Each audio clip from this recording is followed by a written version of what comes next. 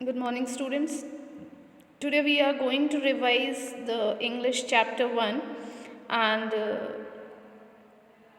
I know that you have already completed this chapter, but still I think it is required to revise it.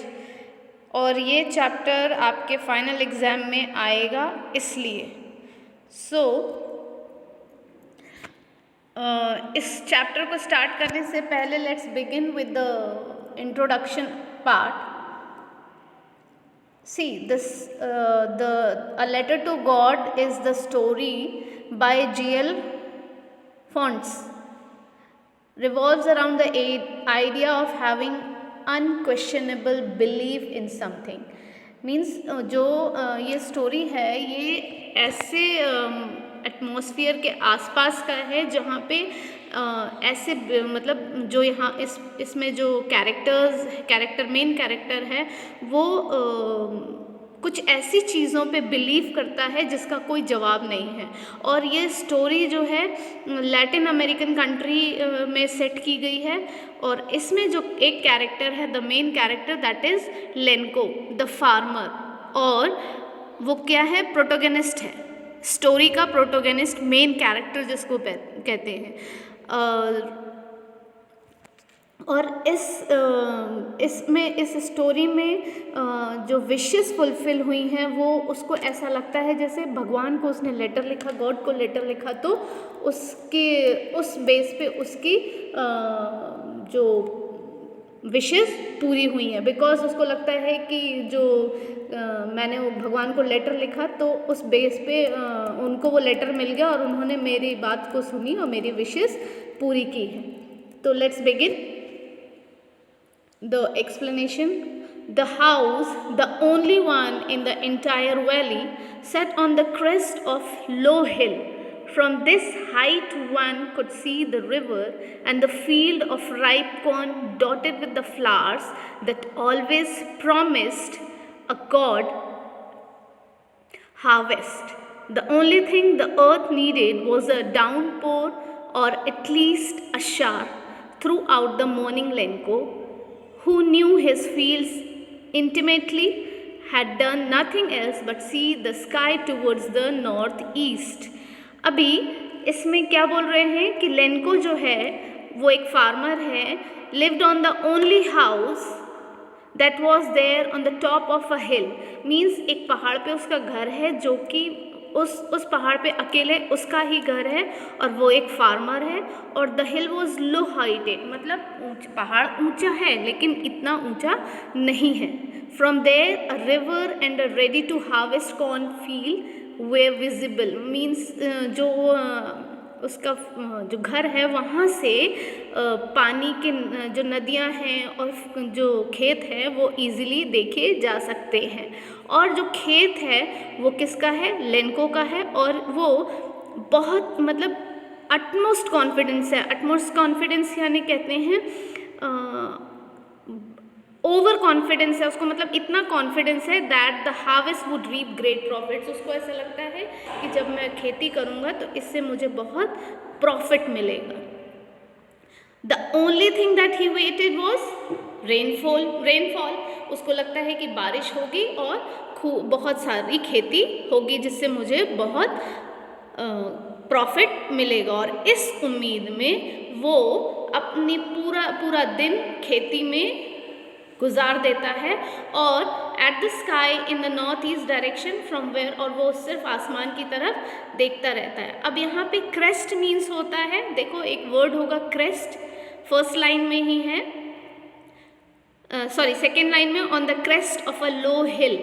Crest means होता है top of a हिल, जो पहाड़ का जो सबसे ऊंचा है, सब टॉप का एरिया होता है, that is known as top of a hill. Crest. Dotted means full of. Downpour यानी बहुत सारा बारिश, जैसा कि उसको एक उम्मीद है कि डाउनपोर होगा, बहुत बारिश होगी और मुझे बहुत प्रॉफिट होगा. इंटीमेटली यानी क्लोजली. इंटीमेटली देखो, who knew his fields intimately had done nothing else but C.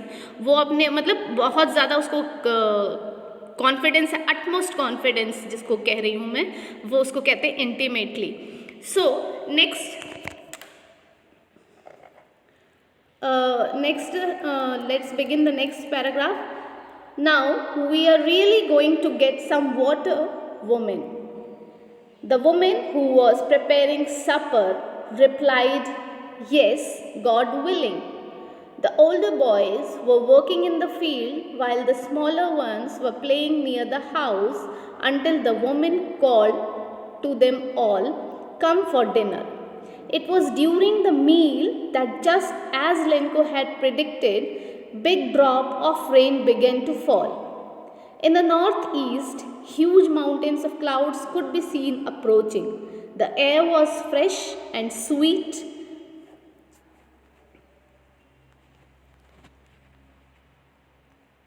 The air was fresh and sweet. The man went out for no other reason than to have the pleasure of feeling the rain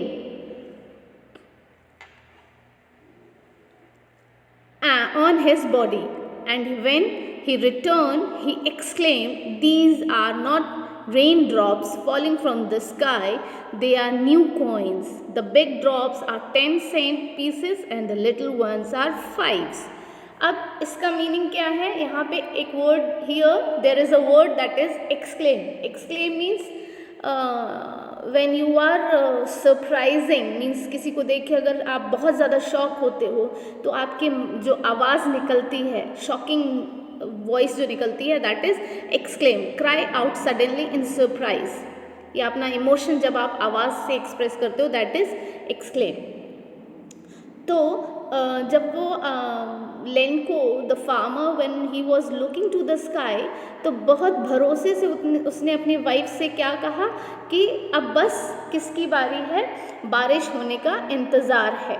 तो उसकी wife ने भी उसके बात पे agree किया. Only if everything happens as they hope and expect. और उसने कहा कि हाँ बिल्कुल जैसा हम सोचते हैं वैसा बस हो जाए. और उनके जो छोटे बच्चे हैं वो भी खेतों में काम करते हैं, और जो सबसे छोटा है वो घर के आसपास खेलता रहता है. और वो तब तक बच्चे काम करते हैं जब तक कि वो उनकी माँ डिनर के लिए नहीं बुलाती. और जब वो डिनर करते रहते हैं तभी आसमान से बारिश की एक बूंद बड़ी सी गिरते हुई महसूस होती है. और जैसे ही फार्मर उसको, उस बूंद को महसूस करता है, उसकी खुशबू को महसूस करता है ज़मीन पे. ऑब्वियसली जब पहली बार बारिश होती है तो सौंधी सी खुशबू आती है. उस खुशबू को जब महसूस करता है तो वो क्या हो जाता है, बहुत ज़्यादा एक्सक्लेम्ड हो जाता है. मीन्स बहुत खुशी से सरप्राइजिंगली आवाज़ निकालता है. और क्या कहता है अब वो ये कहता है कि ये जो बारिश है ये एक्चुअली में बारिश की बूंद नहीं है. और वो उस बारिश को महसूस करना चाहता है, तो वो घर से बाहर निकलता है और वो उस बारिश की बूंद को कंपेयर करता है करेंसी से. और वो कहता है कि ये बारिश की बूंदें पानी नहीं हैं, ये क्या है, करेंसी हैं, ड्रॉपलेट्स हैं, जो कि हर बूंद की एक अमाउंट फिक्स किया उसने कहा कुछ बूंद 10 सेंट की हैं और जो छोटी छोटी बूंदें हैं वो 5 सेंट की हैं. 5 सेंट्स यानी अमेरिकन करेंसी सेंट्स में होते हैं. 10 सेंट्स 5 सेंट्स. और ऐसा उसने इसलिए कहा क्योंकि उसको ये उम्मीद थी कि जैसे ही अच्छी बारिश होगी क्या होगा, बहुत सारा प्रॉफिट उसको होगा. Next, with a satisfied expression, he regarded the field of ripe corn with its flowers, draped in a curtain of rain. But suddenly a strong wind began to blow, and along with the rain, very large hailstones began to fall. These truly did resemble new silver coins.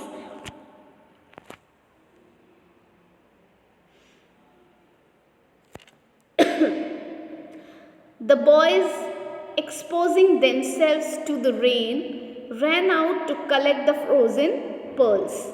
अब क्या हुआ, जैसे ही उन्होंने बारिश सब कुछ जैसा वो चाहते थे वैसा जब देखा उन्होंने, तो लेनको कहाँ पहुँचे, अपने Lencho reflected upon the field and the flowers covered with droplets which seemed as if they were wrapped in a curtain. और जैसे ही वो वहाँ पहुँचा तो देखा कि बारिश की बूंदों से पूरा जो खेत है वो ढक चुका है और ऐसा लग रहा है जैसे कि वो पूरा पर्दे से, सब कुछ पर्दे से ढक गया है, यानी बारिश की बूंदें इतनी ज़्यादा उनके खेतों पे पड़ चुकी थी कि ऐसा लग रहा था कि उन बूंदों से पूरा खेत फूलों जैसा सज गया है और पूरा ढक चुका है। और जैसा उन्होंने सोचा भी नहीं था, अचानक से क्या हुआ, बहुत तेज़ आंधी तूफान आया और बहुत तेज़ क्या हुआ, आंधी तूफान आ गई। और राइटर लिखते हैं कि ये जो है जो उनकी एक उम्मीद थी न्यू सिल्वर कॉइन्स की, वो सब क्या हो गई, फ्रोजन हो गई। द इनोसेंट बॉयज बिकेम, अब छोटा जो बच्चा है उसको ये नहीं पता है कि ये अच्छा है कि बुरा है, जो सबसे छोटा लड़का है उनका, वो क्या करता है, जब आंधी तूफान हुआ तो ओले गिरने लगे, मतलब जो कि खेतों के लिए अच्छे नहीं होते हैं, तो वो छोटा बच्चा वो सारे पल्स को, यानी जो ओले होते हैं, छोटे छोटे आसमान से जो पत्थर वाइट गिरते हैं, उनको क्या करने लगा, कलेक्ट करने लगा। यहाँ पे देखो, रिगार्डेड, कंसिडर, और रिगार्डेड मीन्स कंसिडर और think of an specified way. Draped means adorned, hailstones means a pallet of hail, वही hailstone means जो ओले गिरते हैं आसमान से वाइट वाइट, उनको बोलते हैं hailstones। resembles, have a similar appearance। तो उसके बाद से next, let's see the next. It's really getting bad now, exclaim the man. अब जैसे ही आंधी तूफान आए और आसमान से ओले गिरने लगे तो उसने क्या बोला, वो चिंता में परेशान हो गया लेनको, और उसने कहा ये सच में भी बहुत बुरा हुआ। I hope it's passes quickly। It did not pass quickly. For an hour the hail rained on the house, the garden, the hillside, the cornfield, on the whole valley. The field was white, was as if covered with salt। क्या हुआ, उसने बोला ये तो बहुत बुरा हुआ और उम्मीद करता हूँ कि ये तूफान जल्दी ही थम जाए, लेकिन ऐसा हुआ नहीं। क्यों? क्योंकि जो तूफान आया वो बहुत घंटों तक रह गया और उस ओले जो गिर रहे थे, जो आंधी तूफान हो रही थी, जो आसमान से जो ओलों की बारिश हो रही थी, उसने पूरे पहाड़ों को ढक दिया था, जो कॉर्न फील्ड थी उन सबको ढक दिया, सबके घरों में, खेतों में पूरी तरह से ढक चुका था। और पूरी खेत कैसे, was white as if covered with salt, ऐसा लग रहा था जैसे पूरा खेत नमक के ढेलों से क्या हो गया है, कवर हो गया है। Not a leaf remained on the trees, the corn was totally destroyed,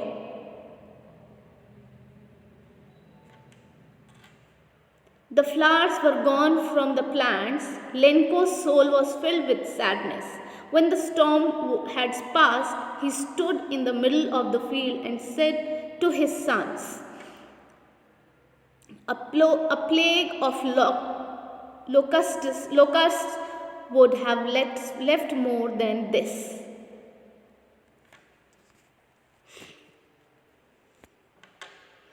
The hail has left nothing. This year we will have no corn. That night was sorrowful one. All our work for nothing. There is no one who can help us. We will all go hungry this year. क्या बोल रहे हैं वो कि जब लेनको बहुत ज़्यादा, जब उन्होंने देखा कि बहुत देर तक आंधी तूफान नहीं रुका तो वो बहुत ज़्यादा डिसअपॉइंट हो गए, बहुत ज़्यादा स्ट्रेस में आ गए, और उनका जो प्लान था पूरा सब कुछ डिस्ट्रॉय हो चुका था।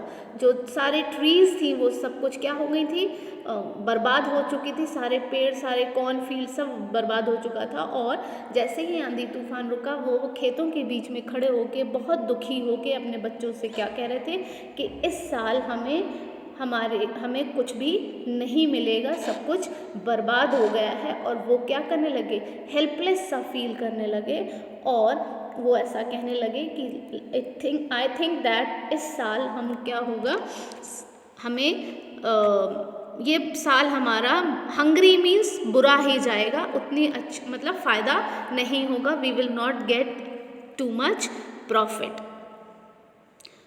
नेक्स्ट पोर्शन है, but in the hearts of all who lived in that solitary house in the middle of the valley there was a single hope, help from God. Don't be so upset. Even though this seems like a total loss, remember no one dies of hunger. That's, they say, no one dies of hunger.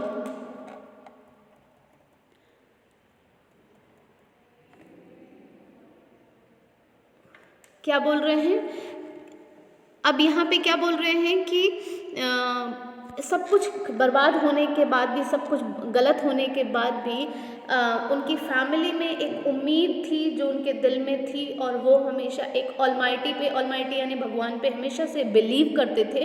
तो उनका ऐसा मानना था कि सब कुछ ठीक हो जाएगा और वो हमें हमारी ज़रूर मदद करेंगे और हमें भूखा नहीं सोने देंगे। All through the night, Lenko thought only of his one hope.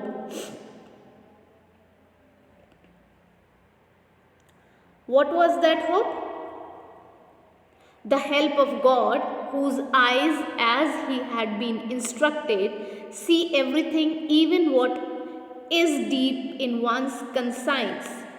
Lenko was an ox of a man, working like an animal in the fields, but still he knew how to write. The following Sunday at daybreak he began to write a letter which he himself would carry to town and place in the mail. It was nothing less than a letter to God. क्या हुआ? conscience means अंदर inner sense of right और wrong, मतलब अंदर जो हमारे चलता रहता है, जो हमारी अंतर आत्मा है उसमें सही गलत का जो असमंजस या जो what is right what is wrong का डिसीजन चलता रहता है, that is conscience. Ox of a man यानी हार्ड वर्किंग पर्सन के लिए ये प्रोवर्ब कहा जाता है, ox of a man. Day break, the time in the morning when day light first appears, जो सबसे पहले सूरज की रोशनी पड़ती है उसको डे ब्रेक कहते हैं। तो क्या हुआ? लेनको स्पेंट हिज इंटायर नाइट, पूरी रात सोचते हुए निकाल दिया उन्होंने, और उन्होंने ये डिसीजन लिया कि अब सिर्फ एक ही उम्मीद है, एक ही ऑप्शन बचता है, और वो क्या है कि भगवान से मदद मांगना। वही है जो कुछ कर सकते हैं और उनको ही इन्फॉर्म करना ही एक ऑप्शन है। और उसने क्या सोचा कि अब उनको एक लेटर लिखा जाए, और मतलब अपना साल ऐसे ही बर्बाद करने से अच्छा है भगवान को एक लेटर लिखा जाए। और उसने ऐसा सोच के जैसे ही नेक्स्ट संडे आया उन्होंने एक भगवान को लेटर लिखा और खुद ही शहर चले गए उसे मेल करने के लिए। Now let's see what has been written in that mail. God, he wrote, if you don't help me, my family and I will go hungry this year. I need 100 pesos in order to sow my field again and to live until the crop comes, because the hailstorm. He wrote to God on the envelope, put the letter inside, and still troubled went to town. At the post office he placed a stamp on the letter and dropped it into the mail box. अब उन्होंने क्या किया? लेनकोस जो थे, poses यहाँ पे pesos लिखा हुआ है। Pesos means the basic monetary unit of Mexico. Several other Latin American, मतलब फिलीपींस में भी इस वर्ड को यूज़ किया जाता है। बेसिक मॉनेटरी यूनिट होती है, मॉनेटरी यानी फाइनेंशियल यूनिट होती है। और उन्होंने क्या लिखा अपने लेटर में गॉड को कि इस गरीबी से अगर आपने हमारी मदद नहीं की तो इस गरीबी से हमारा घर, मेरी फैमिली भूख से मर जाएगी और मुझे 100 पेसोस की ज़रूरत है। और उन्होंने लिखा कि आपकी मदद की हमें बहुत ज़रूरत है। और उन्होंने ऐसा लिख के एनवेलप में उस लेटर को डाला और खुद ही पोस्ट करने के लिए पोस्ट ऑफिस गए, उसमें स्टैम्प लगवाया और मेल बॉक्स में डाल दिया। One of the employees, who was a postman and also helped at the post office, went to his boss laughing heartily and showed him the letter to God. Never in his career as a postman had he known that address. The postmaster, a fat, amiable fellow, also broke out laughing, but almost immediately he turned serious and tapping the letter on his desk commented, "What faith! I wish I had the faith of the man who wrote this letter, starting up a correspondence with God." अब जैसे ही उस letter को, amiable means friendly और pleasant, जैसे ही उस letter को postman ने देखा तो वो पोस्टमैन हालांकि लेटर्स इधर उधर पहुंचाता था, लेकिन पोस्ट ऑफिस में एक एम्प्लॉय की तरह भी काम करता था। उसने जब लेनको का लेटर देखा तो वो पोस्ट मास्टर के पास वो लेटर ले जाके ज़ोर ज़ोर से हंसने लगा और उसने कहा कि मैंने अपनी लाइफ में ऐसा लेटर नहीं देखा, इस एड्रेस पे, मतलब इस एड्रेस पे कभी कोई लेटर नहीं पहुंचाया। फिर सडनली वो थोड़ा सीरियस हो गया और उसने ये सोचा कि कितना कॉन्फिडेंस है लोग, कितना इस इंसान को कितना भरोसा है कि God will definitely do something. उसको ऐसा लगता है कि भगवान के पास ये लेटर पहुंचेगा। और उस पोस्ट मास्टर के बारे में बताया है कि वो फैट और फ्रेंडली है, मतलब उसकी जो फीचर है वो थोड़ा मोटा है और बिहेवियर फ्रेंडली है। Next, so in order not to shake the writer's faith in God, the postmaster came up with an idea, answer the letter, but when he opened it, it was evident that to answer it he needed something more than goodwill, ink and paper. But he stuck to his resolution. He asked for money from his employees. He himself gave part of his salary, and several friends of his were obliged to give something for an act of charity. Goodwill means friendly, helpful nature or cooperative nature. Resolution means a firm decision जो हम एक प्रण लेते हैं कुछ अच्छा करने के लिए। तो अच्छे इंटेंशन से पोस्ट मास्टर ने लेटर खोला और वो लेटर जब उसने पढ़ा तो वो सोचने लगा कि इसका रिप्लाई क्या होगा। तो और वो ये सोचने लगा कि राइटर को कितना भगवान पे भरोसा है। But the writer expected the reply in a different way. और वो जब उसने लेटर पढ़ा पोस्ट मास्टर ने, पोस्टमैन, तो उसको ये लगा कि जो राइटर है उसको कुछ ना कुछ रिप्लाई चाहिए होगा भगवान से, कुछ अलग। इस पेन पेपर के यूज़ के बदले में उसको रिप्लाई चाहिए होगा। यानी उसने जब देखा कि फार्मर 100 पेसोस का डिमांड कर रहा है तो पोस्ट मास्टर जो है अपने कलीग्स और कुछ फ्रेंड्स को बुला के उनसे क्या करता है, कुछ डोनेट करने के लिए कहता है, कुछ पैसे कलेक्ट करता है और कहता है कि हम लेनको को हेल्प करेंगे। Next, it was impossible for him to gather together the 100 pesos, so he was able to send the farmer only a little more than half. He put the money in an envelope addressed to Lenko and with a letter containing only a single word as a signature, God. क्या किया, अब इतना सारा पैसा post master अकेले उनके लिए अकेले देना पॉसिबल नहीं था। यानी वो जो भी डोनेट कर रहे थे तो भी उनको 100 पेसो उनका कलेक्ट नहीं हो पाया था। तो उन्होंने क्या किया, उसका हाफ 50 पेसोज उन्होंने कलेक्ट किया और एक एनवेलप में उस पैसे को भरा और उस एनवेलप को लेनको के एड्रेस पे भेज दिया। और उस लेटर पे कुछ भी नहीं लिखा, सिर्फ एक सिंगल साइन थे, सिग्नेचर थे, जो उसमें लिखा था God.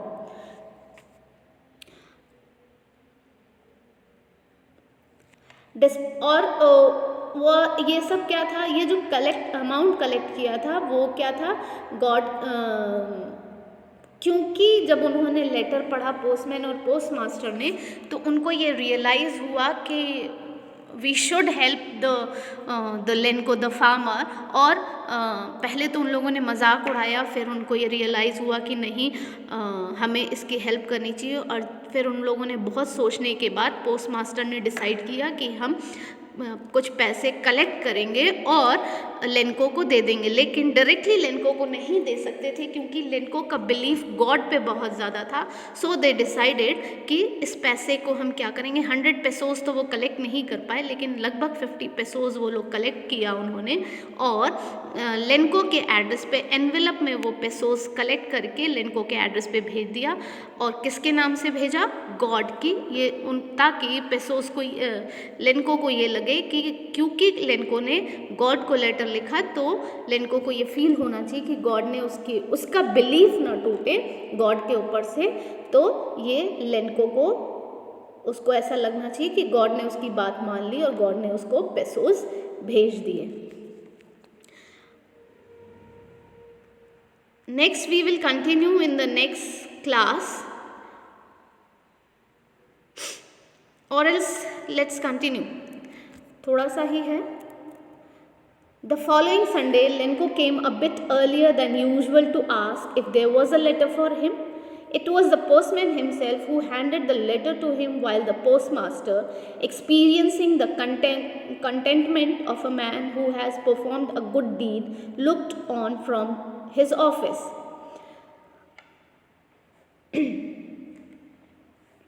Lenko showed not the slightest surprise on seeing the money, such was his confidence, but he became angry when he counted the money. God could not have made a mistake, nor could he have denied Lenko what he had requested.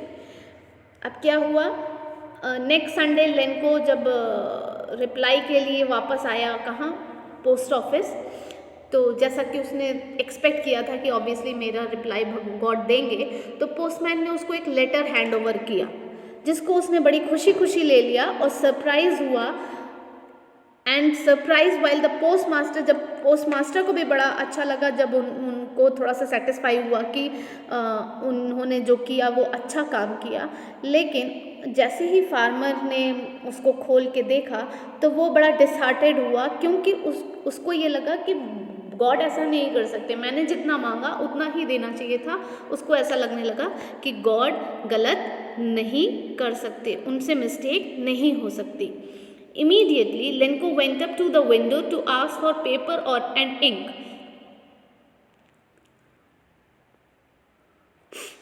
On the public writing table, he started to write with much wrinkling of his brow caused by the effort he had to make to express his ideas. When he finished, he went to the window to buy a stamp, which he licked and then affixed to the envelope with a blow of his fist.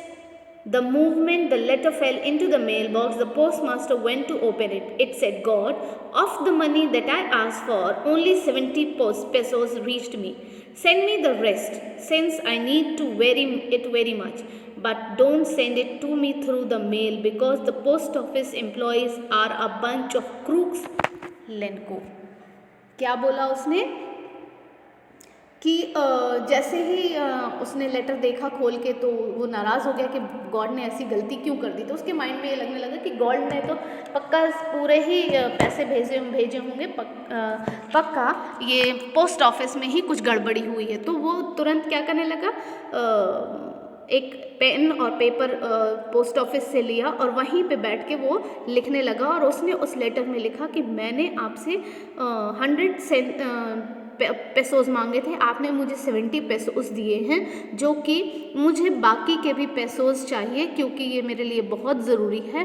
और इस बार मुझे वो पेसोज post office के through नहीं चाहिए, यानी through mail या through post office नहीं चाहिए। आप मुझे किसी और सोर्स से पैसे भिजवाइए, क्योंकि मुझे पता है ये पैसे, अगर आप पैसे भिजवाएंगे तो जो पोस्ट ऑफिस में जो वर्कर्स हैं, ये कुछ ना कुछ चीटिंग कर जाएंगे और मुझे पूरा पैसा नहीं मिलेगा। तो this all is in this chapter. इसको आप लोग एक बार गो थ्रू कर लेंगे, और अगर फिर भी कोई प्रॉब्लम हो तो you can ask me. Till then take care, have a nice day.